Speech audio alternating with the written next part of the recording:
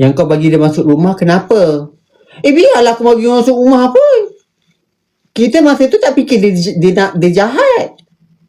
Dah kenapa kau? Masa tu dia nampak dia macam baik. Masalah pintu saja kunci, mungkin dia buka senyap. No, kalau orang kalau nak buat benda jahat, itu kunci pun dia boleh buka, no. Masalah video tu, dia hantar rumah sajak lama, masa sajak kat Auburn. Baru hari ni dia hantar video tu. Manalah kita tahu. Nasiblah aku boleh teringat berapa orang je aku bawa lelaki kat rumah. Berapa orang je.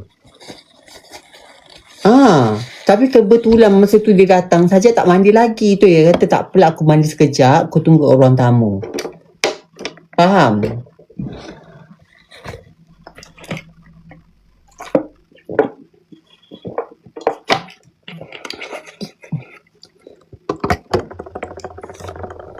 Tunjuklah muka dia saja.